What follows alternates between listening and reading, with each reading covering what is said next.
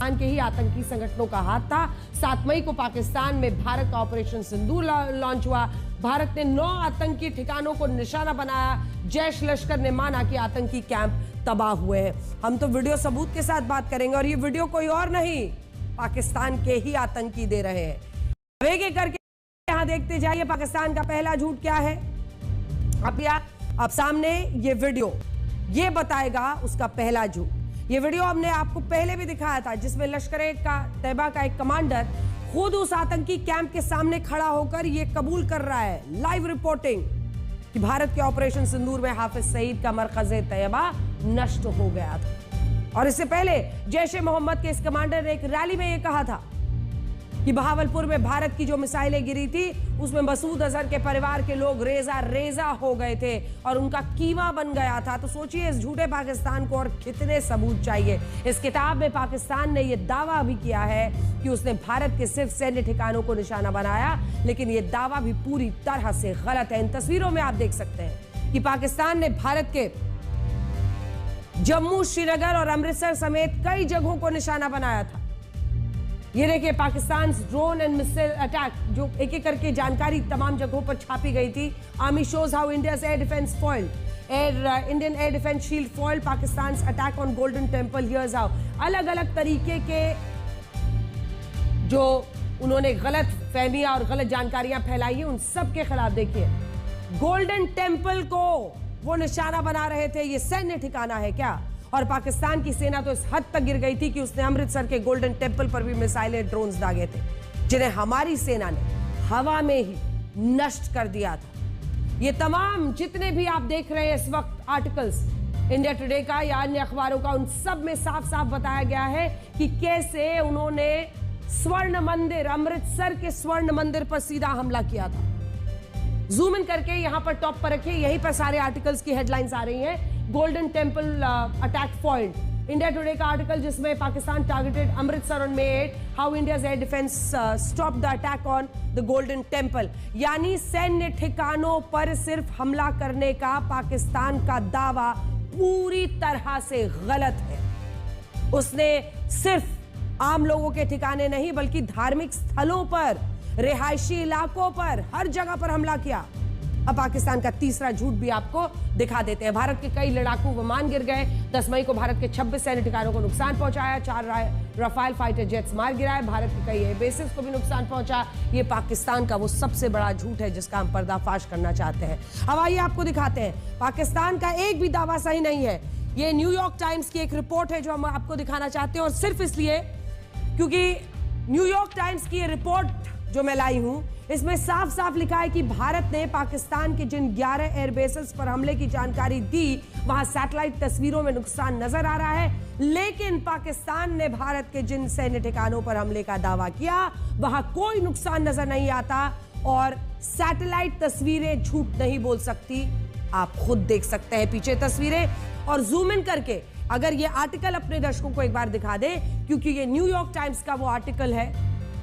और ये देखिए इस आर्टिकल में साफ साफ लिखा हुआ है कि जो India appears to have had a clear edge in its targeting, यानी भारत आगे था और भारत ने सही तरीके से यह हमला किया है। वहीं पाकिस्तान को लेकर पाकिस्तान ने जितने दावे किए हैं वो उसको गलत साबित दिख रहा है। और image from May 12 does not appear to show damage, यानी जो तस्वीरें पाकिस्तान दिखा रहा था वो फर्जी तस्वीरें थी। आइए आपको जल्दी जल्दी दिखा देते हैं। सैटेलाइट तस्वीरें झूठ नहीं बोल सकती और ये तस्वीरें आज सच बता रही हैं। सबसे पहले भोलारी एयरबेस, ये देखिए भोलारी एयरबेस में क्या हुआ था ऑपरेशन सिंदूर से पहले की उसकी हालत। यहां पर, यहां आइए, ये ब्लू वाले हिस्से में, यहां पर ये देखिए ऑपरेशन सिंदूर के पहले और ऑपरेशन सिंदूर के बाद। नीचे वाले हिस्से में आइए, ऑपरेशन सिंदूर के बाद। अब अगला दिखा दीजिए। ऐसे ही पाकिस्तान के झूठ की पोल तो सैटेलाइट तस्वीरें खोल रही थी और यही तस्वीरों का पूरा एनालिसिस करने के बाद न्यूयॉर्क टाइम्स ने ऑपरेशन सिंदूर से पहले नूर खान बेस देख रहे हैं आप, यहां पर ये छत देखिएगा, ये वाला हिस्सा, और उसके बाद से जब यहां पर आप आएंगे तो ये देखिए यहां पर ये वाले दोनों की तस्वीरें। अगला दिखा दीजिए, ये है रहीम यार खान एयरफील्ड में देखिए वहां पर क्या हालत है, और ये तो साफ दिख रहा है, वहां पर बिल्कुल क्लीन है इमेज। यहां पर आकर जूम इन कीजिए, जो तबाही हुई थी ये है, एग्जैक्ट लोकेशन पर भारत ने अपने तरीके से साफ साफ बता दिया कि देख लो क्या कर सकते हैं। अभी तो हमने सिर्फ आपको ट्रेलर दिखाया है और उसी ट्रेलर में सरगोडा एयरबेस पे देखिए, जो आप देख रहे हैं वहां पर रनवे पर गड्ढा और ये वाला हिस्सा, वहां पर रनवे, ये दो जगह पर, एक ये जूम इन करके ये वाला हिस्सा दिखाइए, यहां पर रनवे पर आप देख रहे हैं पूरी तरह से इसको गड्ढा कर दिया है और ये दूसरा इस तरफ पर है। इस रनवे पर भी यहां पर बड़ा सा गड्ढा आपको दिखाई दे रहा है इंटरसेक्शन पर। देखिए, प्रधानमंत्री नरेंद्र मोदी ने 13 मई को पंजाब के आदमपुर एयरबेस पर जाकर पाकिस्तान के सभी दावों का फैक्ट चेक किया था। एक और तस्वीर है, इससे पहले हम दिखा देते हैं आपको। ये देखिए, एक और तस्वीर है उधमपुर एयरबेस की, जिस किसी तरह का नुकसान नहीं हुआ था। 12 मई 2025 की ये तस्वीर हम इसलिए दिखा रहे हैं क्योंकि न्यूयॉर्क टाइम्स ने इन सारी सैटेलाइट इमेजेस के बारे में जानकारी दी और उन्होंने भी ये बताया कि किस तरह से इस एयरबेस को जब आप देखते हैं तो यहां पर कोई नुकसान नहीं है। अब बात प्रधानमंत्री नरेंद्र मोदी के फैक्ट चेक की है। 13 मई को पंजाब के आदमपुर एयरबेस पर जाकर पाकिस्तान के सभी दावों का फैक्ट चेक कर दिया था पीएम ने। इनके पीछे S-400 air missile defence system भी नजर आ रहा था, जिसे पाकिस्तान ने नष्ट करने का दावा किया था। और इसके बाद पाकिस्तान के बूट पॉलिश पीएम शहबाज शरीफ ने भी भारत के पीएम की नकल करने की कोशिश की। वो सियालकोट की सेना छावनी में पहुंचे थे, लेकिन वहां उनके पास दिखाने के लिए असली मिसाइलें नहीं थी और उनके पीछे पोस्टर पर इस तरह से फतेह मिसाइल का नाम लिखकर दिखाया गया, जिसे भारत ने एक फुलझड़ी साबित कर दिया।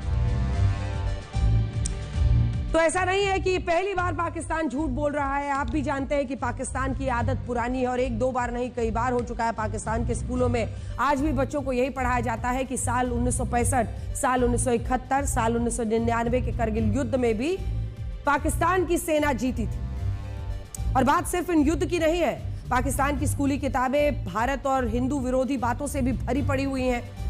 इनमें हिंदुओं को काफिर बताया गया है। यह भी लिखा है कि पाकिस्तान पर आई सारी मुसीबतों के लिए हिंदू जिम्मेदार है। यह जहर है जो वो बरते हैं, कम उम्र से भरते हैं। हिंदुओं के साथ सिख धर्म के लोग भी इंसानियत के दुश्मन होते हैं। ये सब कुछ वो पढ़ाते हैं अपने बच्चों को। और पाकिस्तान के स्कूलों में बच्चों को यह भी पढ़ाया जाता है कि औरंगजेब एक वीर योद्धा था, भारत एक अहंकारी देश। सोचिए, जिस देश में शिक्षा के नाम पर छोटे छोटे बच्चों के मन में भारत और भारत के हिंदुओं के खिलाफ, सिखों के खिलाफ जहर भरा जा रहा हो, उस पाकिस्तान से क्या ही उम्मीद की जा सकती है। हम तो पाकिस्तान को यह सलाह देंगे कि जब वो इतने सारे झूठ बोल ही रहा है तो लगे हाथ कुछ और झूठ बोल दे। ये झूठ भी बोल दे कि इस बार के एशिया कप में भी पाकिस्तान की टीम भारत से हारी नहीं है। यानी जो मैच आपने संडे को देखा था वो सब झूठ था, झांसा था, पाकिस्तान जीता है। ये भी झूठ बोल दे कि पाकिस्तान दुनिया की सबसे बड़ी अर्थव्यवस्था है और पाकिस्तान दुनिया में भीख का कटोरा लेकर नहीं घूमता बल्कि खुद दुनिया को लोन बांटता है। और झूठ बोलना ही है तो पाकिस्तान अपनी किताबों में यह पढ़ाना भी शुरू कर सकता है कि दुनिया की सबसे ताकतवर सेना उसके पास है। और जब पाकिस्तान को झूठ ही बोलना है तो अब झूठ के नए नए रिकॉर्ड्स बनाए, क्योंकि हकीकत में तो उसको जो सच, उसका जो सच है और जो उसकी मानसिकता है वो सबको पता है। इस मानसिकता को आप पाकिस्तान क्रिकेट बोर्ड के अध्यक्ष मोहसिन नकवी के उदाहरण से भी समझ सकते हैं। अब हम धीरे धीरे क्रिकेट की तरफ आ रहे हैं और बताएंगे आपको कि कैसे पोल खुलने वाली है और क्या कुछ हो सकता है इन खिलाड़ियों के खिलाफ। ये जनाब मोहसिन नकवी, जिनको आप देख रहे हैं, एशियन क्रिकेट काउंसिल के अध्यक्ष हैं और पाकिस्तान में शहबाज शरीफ की सरकार में आंतरिक मामलों के ये मंत्री भी हैं। लेकिन आज ही उन्होंने एक्स पर पोर्चुगल के मशहूर फुटबॉल खिलाड़ी क्रिस्टियानो रोनाल्डो का एक पुराना वीडियो शेयर किया और इसके जरिए यह दिखाने की कोशिश की कि ऑपरेशन सिंदूर में भारत के विमान नष्ट हो गए थे। और आपको याद होगा, इसी तरह का इशारा पाकिस्तानी खिलाड़ी हारिस राउफ ने भी 21 सितंबर को हुए मैच में किया था। और इससे आप इस पाकिस्तान की गंदी घटिया मानसिकता को समझ सकते हैं। ये लोग ना तो युद्ध के मैदान में भारत से जीत सकते हैं और ना ही क्रिकेट के मैदान पर भारत से जीत सकते हैं। इन्हें सिर्फ यही तमाशा करना आता है। सबसे बड़ी बात यह है कि इनके आतंकवादी, इनके सेना प्रमुख, इनके प्रधानमंत्री, इनके मंत्री, इनके पाकिस्तान के क्रिकेट बोर्ड के अध्यक्ष, इनकी टीम के खिलाड़ी सभी एक ही माइंडसेट, एक ही मानसिकता वाले हैं और सारे भारत के खिलाफ नफरत दिखाने का एक भी मौका नहीं छोड़ते। सोचिए, अगर इतनी मेहनत ये खुद पर कर लेते तो आज इनका ये हाल नहीं होता। आज भी बीसीसीआई ने आईसीसी को पाकिस्तान की टीम के खिलाफ एक शिकायत दी है और यह कहा है कि पाकिस्तानी खिलाड़ी साहिबजादा फरहान ने भारत के खिलाफ मैच में जिस तरह अपने बल्ले से गन सेलिब्रेशन किया था और जिस तरह हैरिस रऊफ ने फील्डिंग के दौरान विमान गिरने का इशारा किया था, वो उकसाने वाली घटना थी। और क्रिकेट के खेल में ये सब नहीं हो सकता, इसीलिए इन पाकिस्तानी खिलाड़ियों के खिलाफ मैच के दौरान भारतीय खिलाड़ियों को उकसाने के लिए कार्रवाई होनी चाहिए। और ये एक ऐसा मामला है जिसमें आईसीसी के नियम भी काफी सख्त हैं। सूत्रों के मुताबिक अगर पाकिस्तान के खिलाड़ी अपने लिखित जवाब में बीसीसीआई के इन आरोपों से इनकार करते हैं तो उन्हें आईसीसी के एलीट पैनल रेफरीज के सामने पेश होना होगा। और अगर ये पैनल मानता है कि इन खिलाड़ियों का बर्ताव या इनके इशारे उकसाने वाले थे तो इनके खिलाफ सख्त कार्रवाई हो सकती है। और इस बात से पाकिस्तान के खिलाड़ियों और पाकिस्तान के क्रिकेट बोर्ड को चिंता में अब डाल दिया है। और इस शिकायत के बाद पाकिस्तान भी आईसीसी के पास गया है और उसने कहा है कि इस मैच में भारतीय टीम के कप्तान सूर्य कुमार यादव का बर्ताव भी खेल भावना के खिलाफ था, इसीलिए उनके खिलाफ भी आईसीसी को कार्रवाई करनी चाहिए। यानी पाकिस्तान यहां भी नौटंकी कर रहा है और हम तो ये सोच रहे हैं कि 28 सितंबर को क्या होगा। मैं आपको बड़ी स्क्रीन पर दिखाती हूं कि आज अगर पाकिस्तान की टीम बांग्लादेश के खिलाफ मैच जीत जाती है तो 28 सितंबर को एशिया कप का फाइनल भारत और पाकिस्तान के बीच हो सकता है। तो देखिए, जो ये पूल्स है किसके साथ होगा मैच, अभी आप पॉइंट स्कोर में देखेंगे। एशिया कप के सुपर फोर्स में भारत, पाकिस्तान, बांग्लादेश और श्रीलंका की टीमें हैं। अब इनमें भारत की टीम सबसे ऊपर 4 नंबर्स के साथ है, जीतकर फाइनल में पहुंच चुकी है। कल हमें श्रीलंका के साथ सुपर फोर्स का अपना तीसरा और आखिरी मैच खेलना है और ये मैच सिर्फ औपचारिकता है, सिर्फ एक क्योंकि पहले से ही हम आगे हैं और श्रीलंका जिसके पास स्कोर 0 है वो कल जीतने के बाद भी भारत की स्थिति नहीं ले सकता है। भारत की टीम फाइनल में पहुंच चुकी है। श्रीलंका की टीम अपने पहले दोनों मैचेस हारकर एशिया कप से बाहर हो चुकी है। ये देखिए सबसे नीचे उन्हीं का स्कोर है 0। जूम इन करके एक बार दिखा दीजिए। ये चारों टीम्स का है, इंडिया, पाकिस्तान, बांग्लादेश, श्रीलंका। आज इन दोनों के बीच में मैच हो रहा है और जो भी जीतेगा वही 28 तारीख को भारत के साथ फाइनल खेलेगा। पाकिस्तान की हालत फिलहाल मैच में अभी गड़बड़ाई हुई, टाइट चल रही है, परेशान है, पूरी ताकत झोंक रहे होंगे। अब बड़ा सवाल लेकिन यही है कि फाइनल में भारत का मैच किसके साथ होगा, पाकिस्तान के साथ होगा या बांग्लादेश के साथ होगा। लेकिन यह तस्वीर फिलहाल दिखाई दे रही है। आज के मैच फाइनल पाकिस्तान के साथ हुआ तो इस मैच में आपको बहुत कुछ देखने को मिल सकता है। ये हम इसलिए भी कह रहे हैं क्योंकि पाकिस्तान के क्रिकेट खिलाड़ी और उसका जो क्रिकेट बोर्ड है इस वक्त बौखलाया हुआ है और पाकिस्तान शुरुआत से भी इस एशिया कप में तमाशे कर रहा है और अपनी बेइज्जती बार बार करा रहा है। उसी कड़ी में न जाने क्या क्या करें। भारत की टीम ने पहले ही यह ऐलान किया है कि उसके खिलाड़ी पाकिस्तान के खिलाड़ियों के साथ हाथ नहीं मिलाएंगे और हम सिर्फ खेल खेलने आए हैं, बाकी पाकिस्तान से हमारा कोई वास्ता नहीं है। लेकिन पाकिस्तान की टीम, पाकिस्तान का क्रिकेट बोर्ड और पाकिस्तान के पूर्व खिलाड़ी अपने दिलों में एक ख्वाहिश लेकर घूम रहे हैं और वो ख्वाहिश है कि फाइनल भारत और पाकिस्तान के बीच खेला जाए और इसमें किसी तरह पाकिस्तान की टीम जीत कर इतिहास रच दे और अपनी जीत को अपनी सेना को समर्पित करे। तो सोचिए इनकी प्लानिंग कैसी रहती है। आप खुद सुनिए पाकिस्तान के टीवी चैनलों पर क्या क्या बोला जा रहा है इसमें।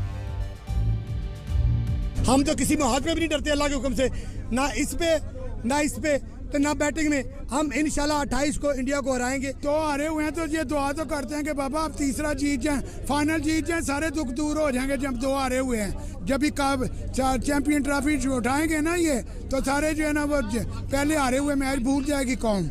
इंशाल्लाह हम लोग इंडिया को फाइनल में भी इंशाल्लाह ये जो 2 मैचों की हमें जो हार हुई है इसका बदला हम फाइनल में इंडिया से जरूर लेंगे। फाइनल में तो वो पाकिस्तान का जज्बा होगा, हमको फुल जज्बे के साथ फाइनल में उतरेंगे और इंशाल्लाह इंडिया को हराएंगे। नो डाउट अभी बैड टाइम चल रहा है, हमारा बैड टैच चल रहा है अभी। इंशाल्लाह वी विल डू इट। 2 दफा आपने पाकिस्तान को हराया तो of course Pakistan will come back and for sure Pakistan will come back. दुआएं देंगे और मिज़ारों पे सब चीजें चलेंगी और अल्लाह का खास करम होगा तो पाकिस्तान जीतेगा। इनका तो लगता है बैड टाइम चलता ही रहेगा क्योंकि अभी जो हालत है मैच में 6 विकेट गिर चुके हैं पाकिस्तान के और रन 71। सोचिए बांग्लादेश की टीम भी आज पाकिस्तान को धूल चटाती हुई दिखाई दे रही है। ये तो इनकी हालत है। नफरत की बिसात पर जो कुछ भी उगता है वो खुद ही जमीन में वापस मिल जाता है। वैसे इस फाइनल को लेकर इतनी बातें हो रही हैं लेकिन हम फिर से उसी बात को दोहराना चाहते हैं कि भारत के बहुत सारे लोग अपनी टीम को पाकिस्तान के साथ खेलते हुए नहीं देखना चाहते और लोग कैसे इस मैच को देख लें। भारत के अंदर भी बहुत गुस्सा है, कई लोग ये मानते रहे हैं और हम भी आज तक पर आपको ब्लैक एंड व्हाइट में दिखाते रहे हैं कि आखिर क्यों और पाकिस्तान के साथ हम क्यों खेले? ये उसी देश की टीम है जिस देश से आए आतंकवादियों ने पहलगाम में धर्म पूछकर 25 हिंदू पुरुषों को गोलियों से भून दिया था उनकी पत्नियों के सामने और कहा था कि जाकर मोदी को बता देना। जो पाकिस्तान भारत में ऐसा आतंकवाद फैलाता हो उसके साथ कैसे ही ये मैच खेला जा सकता है? और आपको याद होगा हम शुरुआत से इस मुद्दे को उठा रहे हैं, किसी भी खेल से बड़ा देश होता है, ये देश ही हमारे लिए सब कुछ है। ये बात मशहूर पंजाबी सिंगर दिलजीत दोसांझ ने अपने मलेशिया के एक लाइव कॉन्सर्ट में भी उठाई है और ये पूछा है कि जब पाकिस्तानी एक्ट्रेस हानिया आमिर के साथ उनकी फिल्म सरदार जी 3 आई थी तब उन्हें गद्दार कहा गया, जबकि ये फिल्म पहलगाम हमले से पहले शूट हुई थी। लेकिन आज पहलगाम हमले के बाद भारत की टीम पाकिस्तान के साथ जो मैच खेल रही है उसका क्या? जो मेरी फिल्म आई सी सरदार जी,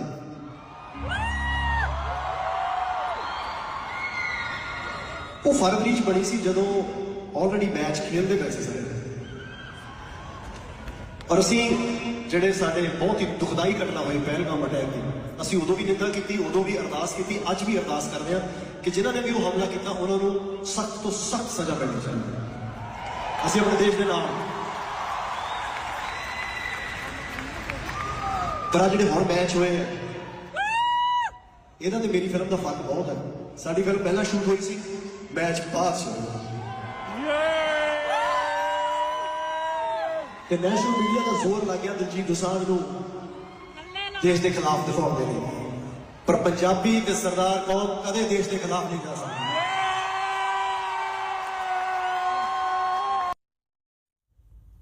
खैर, इस खबर से अब आगे बढ़ते हैं और आपको यह बताते हैं कि यकीन तो सबको झूठ पर ही होता है, लेकिन सच को अक्सर साबित करना पड़ता है और इस वक्त हमारे देश में यही हो रहा है।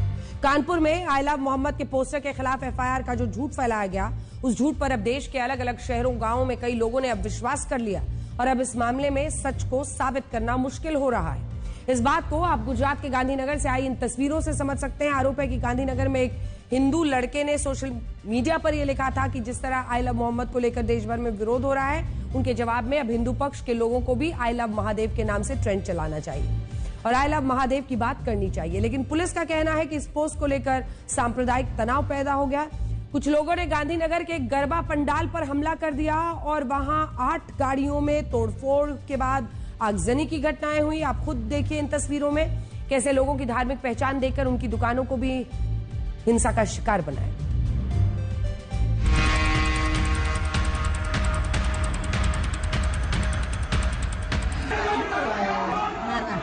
सब लूट के मोमेडन लोग ले गए और भंगार जला दिया, सब जला दिया। 6-7 लाख रुपए का नुकसान करा, माता जी का फोटा जला दिया, सब जला दिया।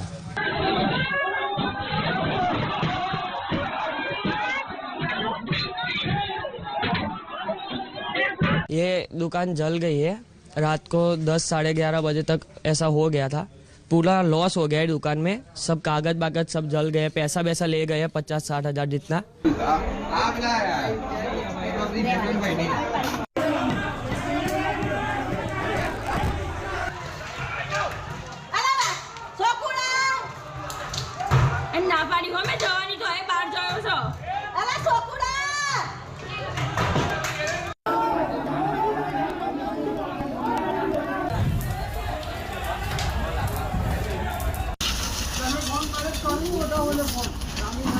दो ग्रुप्स के बीच में एक पत्थरबाजी का बनाव बना था, जिसका मेन कारण एक सोशल मीडिया पोस्ट था।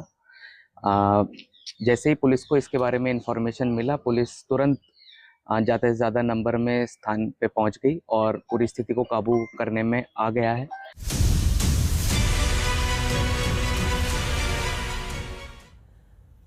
आज वो लोग इन तस्वीरों को देखकर बड़े खुश हो रहे होंगे जिन्होंने कानपुर की घटना को लेकर ये झूठ फैलाया और ये कहा था कि कानपुर में आई लव मोहम्मद का पोस्टर लगाने पर मुस्लिम पक्ष के लोगों पर एफआईआर दर्ज हुई। कुछ जो मुसलमान थे उनको पुलिस ने गिरफ्तार कर लिया, जबकि कानपुर की पुलिस एक बार नहीं बल्कि कई बार यह साफ कर चुकी है कि उसने कभी भी आई लव मोहम्मद के पोस्टर पर एफआईआर दर्ज की ही नहीं है। सोशल मीडिया से लेकर हर जगह उन्होंने ये कहा, लेकिन झूठ तो ऐसा ही होता है जिस पर आसानी से यकीन हो जाता है। जबकि सच को बार बार साबित करना पड़ता है। आज इस झूठ के कारण पूरे देश का जो माहौल है वो खराब ना हो, क्योंकि मोहब्बत के नाम पर देश का माहौल बिगाड़ने की कोशिशें की जाती हैं। उत्तर प्रदेश, उत्तराखंड, गुजरात, मध्य प्रदेश, महाराष्ट्र, कर्नाटक, आई लव मोहम्मद के पोस्टर्स के साथ जुलूस निकाले जा रहे हैं। अब इनके विरोध में हिंदू पक्ष के लोगों ने भी आई लव महादेव के साथ विरोध करना शुरू कर दिया है। इन तस्वीरों को देखिए।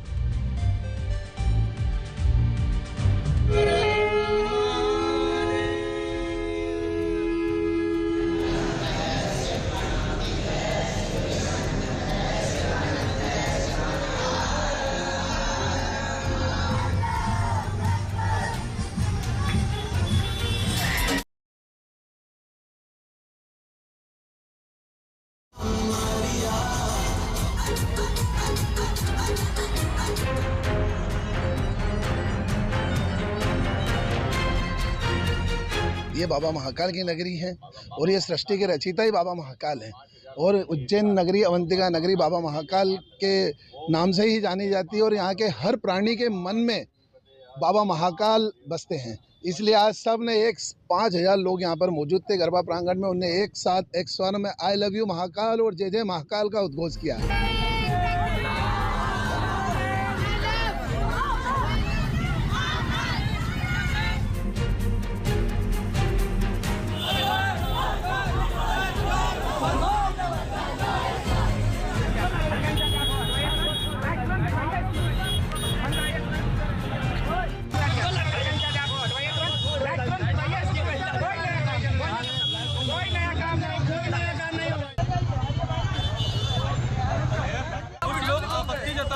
नहीं लगाना है, इसको क्यों नहीं लगाना है? हम लोग नहीं लगाएंगे तो कौन लगाएगा? हम लोग किसी के धर्म में, किसी के उसमें विशेष टिप्पणी नहीं करते।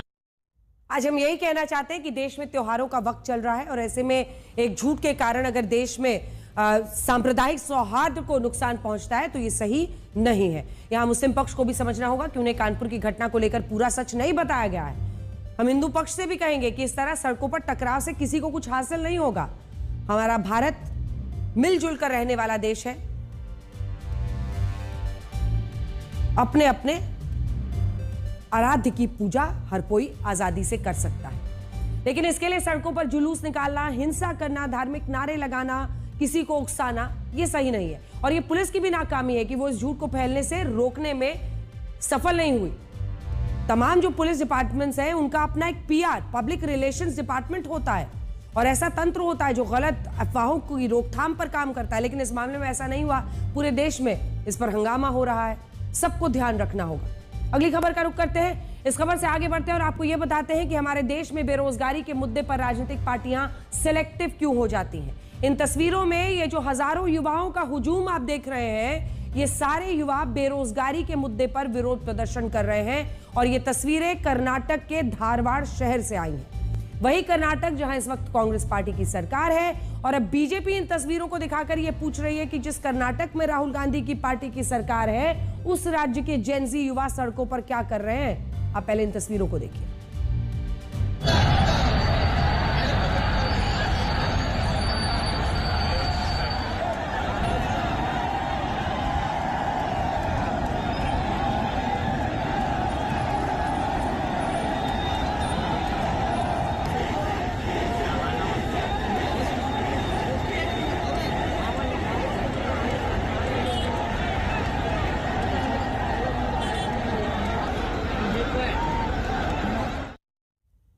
ये विरोध प्रदर्शन जिन युवाओं ने किया है और जिस संगठन ने किया है उस संगठन का नाम है अखिल कर्नाटक विद्यार्थी संगठन, जो कर्नाटक की कांग्रेस सरकार से 3 मांगे कर रहा है। पहला आरोप यह है कि कर्नाटक में सरकारी नौकरियों में भर्ती को लगातार टाला जा रहा है और जानबूझकर देरी हो रही है। दूसरा, सरकारी नौकरियों के लिए परीक्षाएं नहीं हो रही, इसीलिए ऐसे युवाओं की संख्या बढ़ती जा रही है जो अब अपनी उम्र के कारण योग्य उम्मीदवारों की सूची से बाहर हो गए हैं। और इनकी तीसरी मांग यह है कि सरकारी टीचर्स, पुलिस कांस्टेबल और पुलिस सब इंस्पेक्टर जैसे जितने भी पद खाली हैं उन पर नई भर्तियों के लिए जल्द से जल्द परीक्षाएं कराई जाएं। इन युवाओं ने चेतावनी दी है कि अगर इन मांगों को नहीं माना गया तो ये एक बड़ा आंदोलन करेंगे। हमारे देश का ये दुर्भाग्य है कि यहाँ जो पार्टी बेरोजगारी के मुद्दे पर जितनी राजनीति करती है वो अपने राज्य में बेरोजगारी के मुद्दे पर चुप रहती है और इससे ये सवाल खड़ा होता है कि आखिर ये सारे युवा जाए तो जाए कहां। और ये सभी सरकारों पर लागू होता है, चाहे वो बीजेपी की सरकार हो या कांग्रेस पार्टी की सरकार हो। युवाओं के प्रति जो उनकी जवाबदेही है और जिम्मेदारी है वो दूसरी पार्टी पर आरोप लगाने से खत्म नहीं होगी। वैसे इस राजनीति को आप हमारे अगले विश्लेषण से भी समझ सकते हैं। 11 साल पहले 2014 में आज ही के दिन जब प्रधानमंत्री नरेंद्र मोदी ने मेक इन इंडिया की शुरुआत की थी, तब इस मेक इन इंडिया का काफी मजाक उड़ाया गया था। राहुल गांधी ने तो इसे फेक इन इंडिया तक कहा, जबकि पूर्व गृह और वित्त मंत्री पी चिदम्बरम ने मेक इन इंडिया को फ्लॉप शो बताया था। और हर बार यह साबित करने की कोशिश हुई कि भारत मेड इन चाइना की तरह मेक इन इंडिया को सफल नहीं बना सकता। लेकिन आज 11 साल बाद मेक इन इंडिया अभियान से भारत ने क्या कुछ हासिल किया, उसके कुछ आंकड़े हम आपको बताना चाहते हैं। तो सबसे पहले आज मोबाइल फोन के उत्पादन के मामले में भारत दुनिया का नया हब बन गया है और हम चाइना के बाद दूसरे नंबर पर पहुंच गए हैं। साल 2014-15 में भारत 18,000 करोड़ रुपए के मोबाइल फोन बनाता था, लेकिन 24-25 में हमने 5,45,000 करोड़ रुपए के मोबाइल फोन्स बनाए और ये वृद्धि जो है वो करीब 28 गुना है। भारत ने साल 2014 में मोबाइल फोन की केवल 2 मैन्युफैक्चरिंग यूनिट्स थी, लेकिन अब 300 से ज्यादा मैन्युफैक्चरिंग यूनिट्स है। साल 2014 तक भारत में केवल 26% made in India mobile phone इस्तेमाल होता था, लेकिन आज 99.2% जो मोबाइल फोन्स इंडिया में इस्तेमाल हो रहे हैं वो भारत में ही बने हैं। वृद्धि देखिए,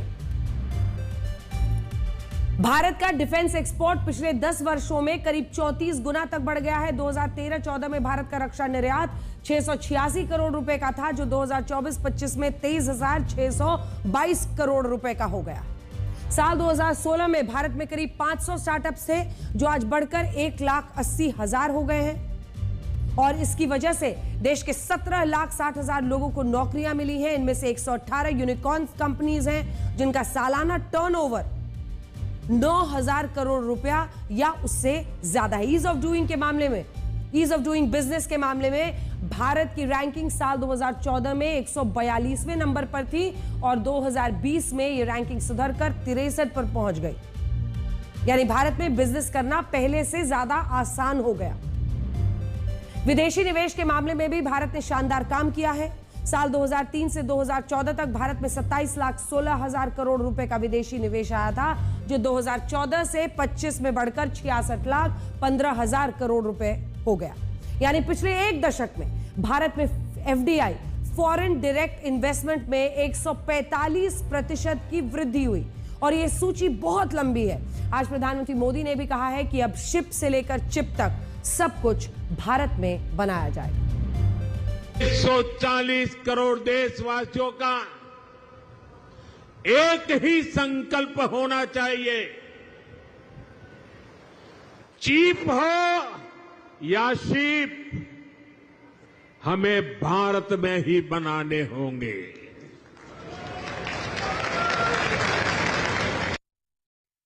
तो प्रधानमंत्री नरेंद्र मोदी ने इस बात को दोहराया है कि शिप हो या चिप, हमें भारत में ही बनाना होगा। मेक इन इंडिया की धूम के बीच अब हम आपको जो तस्वीरें दिखाएंगे जिनमें हमारा देश और हमारा समाज आपको ब्लैक एंड व्हाइट में नजर आएगा। ये खबर वाकई हैरान करने वाली है और सतर्क करने वाली भी है। इनमें पहला वीडियो देश की राजधानी दिल्ली के पास नोएडा से आया है, जहां एक कैब ड्राइवर ने उसकी कैब में सफर कर रही लड़कियों से ना सिर्फ बदतमीजी की बल्कि ये कैब ड्राइवर गुंडागर्दी पर उतर आया। देखिए,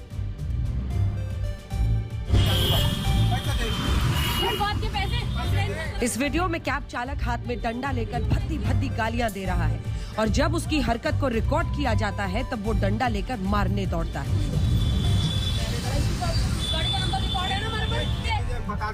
इन लड़कियों ने अपने ऑफिस जाने के लिए कैब बुक की थी। रास्ते में ट्रैफिक की वजह से अंडरपास लेने के लिए रिक्वेस्ट की, लेकिन इस बात पर वो भड़क गया और बदतमीजी करने लगा। उसने लड़कियों को कैब से उतारने के लिए कहा, डिक्की से डंडा निकालकर हमला करने पर उतारू हो गया। जब लड़कियों ने उसका वीडियो बनाना शुरू किया तो उसने मोबाइल झपटने की कोशिश की।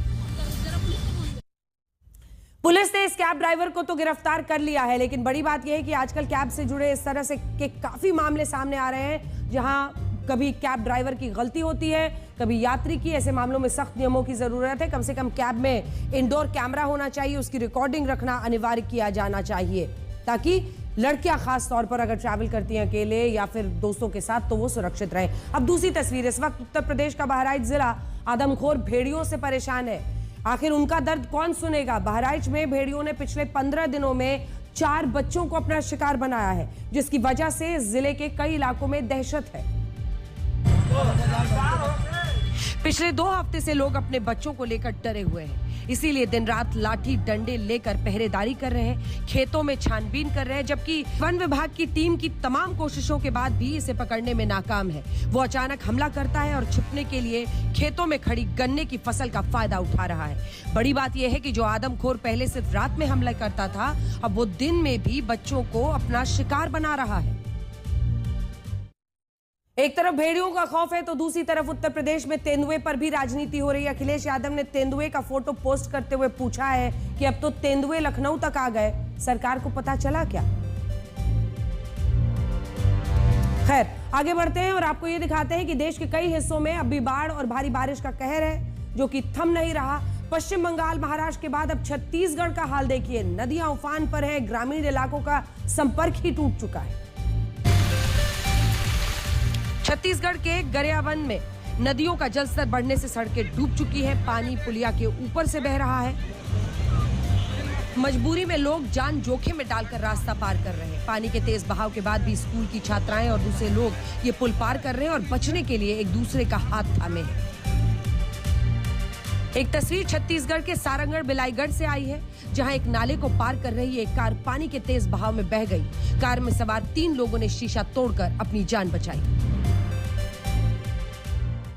जिस तरह से बाढ़ का प्रकोप दिख रहा है, उसने हमारी सरकारों और हमारे सिस्टम से कड़े सवाल पूछे। इन सवालों का जवाब मिलना अब भी बाकी है। खैर, आगे बढ़ते हैं। आप जानते हैं कि अमेरिका के राष्ट्रपति डोनाल्ड ट्रंप और पूर्व राष्ट्रपति जो बाइडेन के बीच 36 का आंकड़ा है। ट्रंप जो बाइडेन से नाराजगी दिखाने का, कोई अपमान करने का कोई मौका नहीं चूकते। इस बार उन्होंने क्या किया है, देखिए। व्हाइट हाउस में एक नई गैलरी बनी है, जिसमें अमेरिका के सभी राष्ट्रपतियों की ब्लैक एंड व्हाइट तस्वीर लगी है। लेकिन इस नई प्रेसिडेंशियल वॉल ऑफ फेम पर बाइडेन की तस्वीर की जगह एक ऑटो पेन की तस्वीर लगी है, और ये ऑटो पेन बाइडेन के सिग्नेचर करता हुआ दिख रहा है। ट्रंप ने कई बार आरोप लगाया कि जो बाइडेन राष्ट्रपति ऑफिस में सिर्फ स्टैंप बनकर रह गए थे। ट्रंप ये भी कहते हैं कि बाइडेन कार्यकाल के अधिकारियों ने ऑटो पेन का इस्तेमाल करके उनके फर्जी साइन किए होंगे। जो बाइडेन के राष्ट्रपति रहते हुए डोनाल्ड ट्रंप पर कई आरोप लगे थे और उन्हें कई बार अदालतों के चक्कर लगाने पड़े थे, और अब ऐसा लगता है कि राष्ट्रपति ट्रंप इसका बदला ले रहे हैं। और आखिर ये पाकिस्तान के कब्जे वाले कश्मीर में हुए उस विरोध प्रदर्शन के बारे में बताते हैं आपको, जिनमें आजादी के नारे लगा रहे हैं। ये नारे आज पाकिस्तान के प्रधानमंत्री शहबाज शरीफ को चैन से सोने नहीं देंगे। ये पाकिस्तान से पीओके वाले आजादी के नारे लगा रहे हैं।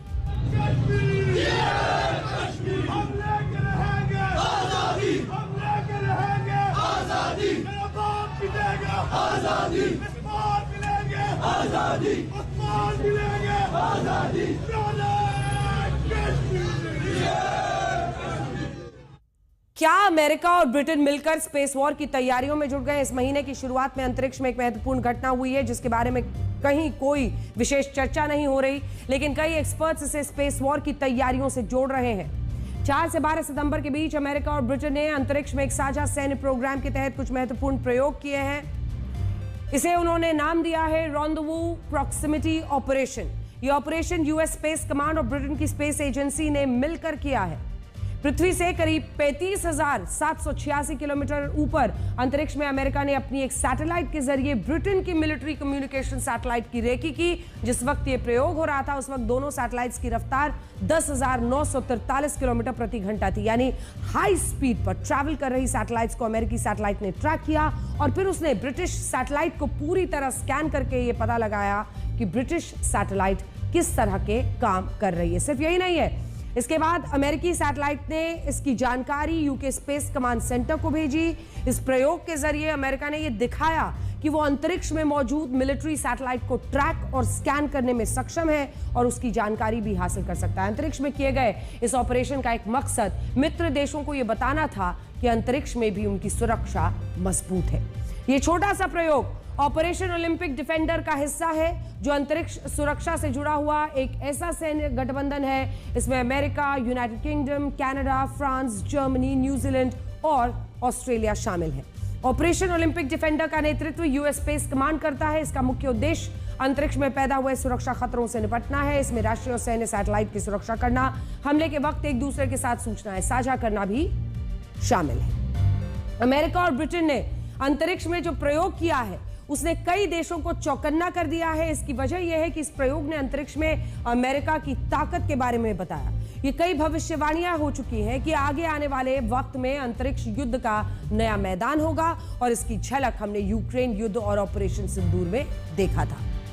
ऑपरेशन सिंदूर के दौरान हमने देखा कि सैटेलाइट्स ने कितना बड़ा रोल निभाया। चाइना अपनी सैटेलाइट्स की मदद से पाकिस्तान को रियल टाइम अपडेट्स दे रहा था, जिससे पाकिस्तान को भारत पर हमलों में मदद भी मिली।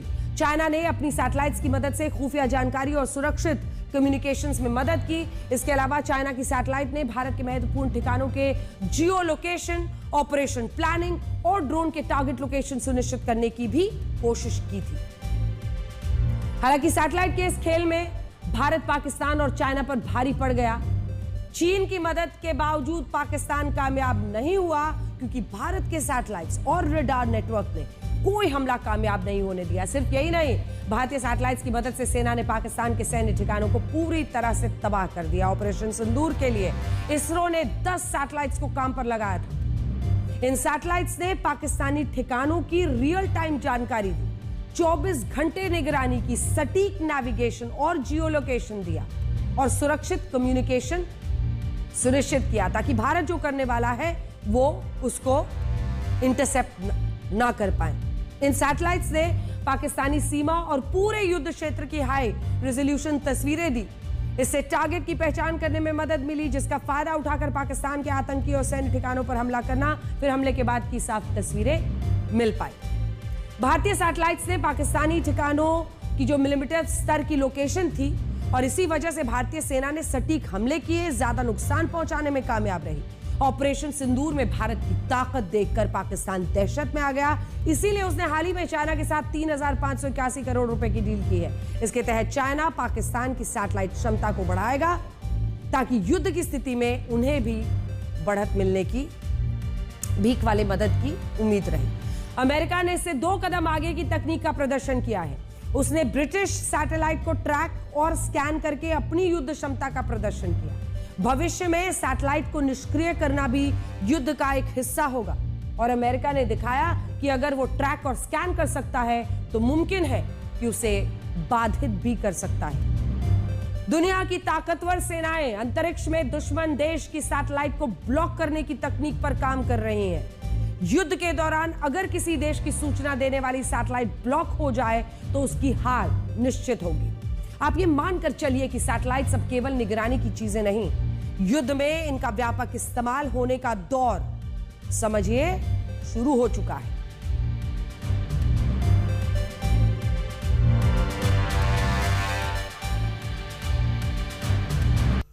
अगली खबर जो दिल तोड़ देती है, महाराष्ट्र के चंदपुर में एक ऐसा मामला सामने आया जिसने देश के हर माँ बाप को सोचने पर मजबूर किया। 19 साल के छात्र अनुराग बोरकर ने नीट की परीक्षा में अपनी जी तोड़ मेहनत के दम पर 99.99 परसेंटाइल अंक हासिल किए। उसे गोरखपुर मेडिकल कॉलेज में MBBS में दाखिला मिला, लेकिन जिस दिन उसे जाना था उसी दिन अनुराग ने आत्महत्या कर ली। अनुराग बोरकर की आत्महत्या ने परिवार समेत उन सभी लोगों को हैरान कर दिया जो उसके एडमिशन की खबर से खुशियां मना रहे थे। किसी को अंदाजा नहीं था कि अनुराग जैसा टैलेंटेड बच्चा आत्महत्या कर सकता है। इलाके के सभी लोग अनुराग को खुश मिजाज, पढ़ने में तेज मानते थे। सब जानना चाहते थे कि आखिर अनुराग ने ऐसा किया क्यों। आत्महत्या के बाद एक सुसाइड नोट सामने आया जो अनुराग का ही बताया जा रहा है। इसमें लिखा है कि अनुराग MBBS नहीं करना चाहते थे, वो डॉक्टर नहीं बनना चाहते थे। अनुराग का कहना था कि जितना एक डॉक्टर कमाता है उतना एक बिजनेसमैन भी कमा सकता है। 5 साल की पढ़ाई, उसके बाद MD, ये सब उसे नहीं करना था। बस एक ही संदेश है, अपने बच्चे की बात को सुनिए और समझिए कि वो क्या करना चाहता है, वो क्या बनना चाहता है। और इसी खबर के साथ ब्लैक एंड व्हाइट में आज के लिए इतना ही। कल रात 9 बजे आपसे फिर होगी मुलाकात। तब तक आप खुश रहिए, सुरक्षित रहिए, स्वस्थ रहिए और पहले से तैयार रहिए। कुछ लोग उस मोड़ पर बदलेंगे जहां आपको उनकी सबसे ज्यादा जरूरत होगी। नमस्कार।